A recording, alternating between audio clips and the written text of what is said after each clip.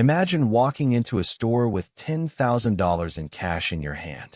You want to buy a watch that is right there, right in front of you. In the window, you have the money and the salesman has the product. But when you try to pay, he looks at you with a cold smile and tells you that you can't have it. He tells you to put your name on a list and wait 2, 3, or 5 years. This is the surreal experience of trying to buy a Rolex today. Welcome to the world of planned scarcity. Rolex is not just a watch company. It is the greatest lesson in mass psychology in the history of retail. Today we are going to discover how a brand that produces 1 million watches a year manages to convince the world that they are rare and why your money is worthless to them. It all started with Hans Wilsdorf. He was not a watchmaker. He was an absolute marketing genius. In an era when wristwatches were seen as fragile jewelry for women, he decided to create something indestructible. He created the Oyster case, the world's first waterproof case. But he knew that technical quality was not enough to create an empire. He needed social status. In 1927, he gave a Rolex to a swimmer who crossed the English Channel. The watch came out of the water working perfectly, and the news went around the planet. From that day on, Rolex stopped just selling hours. It started selling survival and conquest. They became the symbol of the man who reached the top and who needs a tool that can handle the pressure. But the real secret of Rolex is not in the gold gears or the stainless steel. It is in its unique legal structure. Did you know that Rolex is technically a charitable foundation? Yes, you heard that right. The company belongs to the Hans Wilsdorf Foundation. This means they don't have to answer to greedy shareholders on Wall Street. They don't need immediate profits to satisfy the stock market in the next quarter. This gives them a power that no other luxury brand has. The power to say no. Rolex controls the supply with an absolute iron fist. They create so-called waitlists, which are actually a social filter. By keeping the store shelves officially empty, they create a buying panic. If everyone can have a Rolex, then nobody really wants it. But if they tell you that you are number 500 on the list, you will want that watch more than your own life. This rejection strategy created an absurd and dangerous secondary market. Today, a used Rolex can cost double the price of a new watch in the store.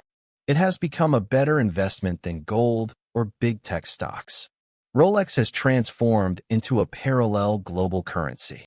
It is the only object in the world that you can wear on your wrist, and that is worth cash in any city on the planet instantly. But to enter this club, there is a humiliating initiation ritual. To earn the right to buy a popular steel model, stores often force you to buy other gold models that nobody wants or expensive jewelry first to prove your loyalty.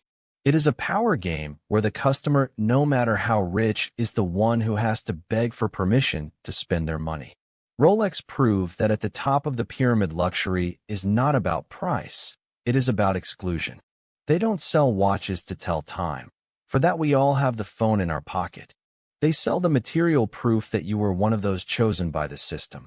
They dominate your perception of value through silence and artificial scarcity. If tomorrow they decided to flood the market and sell to everyone who wants to buy, the myth would die in 24 hours. That's why they prefer to leave you at the store door frustrated and with money in hand. Because your frustration is what maintains the value of the watch of those who are already inside. It is a perfect cycle of vanity and financial control. Today, Rolex is untouchable. They won the war against digital watches and against economic crises. They position themselves as the guardians of time and status.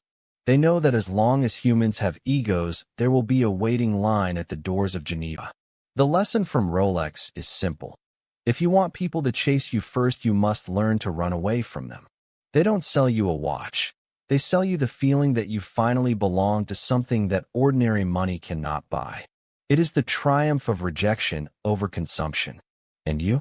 Do you think a steel watch is really worth years of waiting and psychological games, or do you think you fell for the greatest marketing heist of the century? Would you have the patience to beg a salesman to spend $10,000, or would you prefer to buy another brand that respects you as a customer? Subscribe to Global Titans now and hit the bell, because in our next video we are going to talk about Logan Paul and how the Prime drink became the biggest influencer marketing scheme we have ever seen. Are you ready to see how your attention is aggressively monetized? The system is watching, and we show you the new rules of the game. Until the next corporate secret, are you ready for the truth? Luxury is a weapon, and you are the target.